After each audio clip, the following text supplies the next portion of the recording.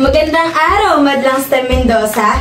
Ako si Binibining Ann at narito ako upang magbahagi ng panibagong trivia ngayong umaga. Handa na ba kayo na malaman ito? Magaling! Dahil dyan, simulan na natin. Uy! Kamusta? Guys, ang init! Ramdam mo na ba ang init ng tag-araw? Kasi ako, oo, sobrang init na. Pakiramdam ko'y nasusunog na ang aking balat. Mabuti na lamang, lagi kong dala ang aking mahiwagang sambalilo.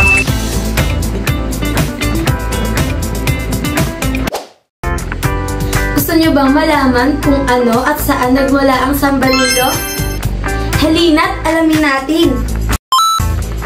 Alam mo ba, ang sambalilo ay nagmula sa salitang samba, sombrero, at lilo, ang tawag sa mga kamay o dulo ng mga galudgod ng dahon. Ito rin ay isang tradisyonal na sombrero na ginagamit sa Pilipinas, partikular sa mga isla at magsasaka. Ang sambalilo ay ginagamit hindi lamang sa proteksyon sa araw, kundi pati na rin sa dekorasyon sa mga tahanan at palamuti sa kanilang mga ulo. Muli, saan nga nagmula ang salitang sambalilo? Magaling! Naway naunawaan ninyo kung saan nga ba nagsimula ang salitang sambalilo. Ayun lamang para sa umagang ito. Maraming salamat!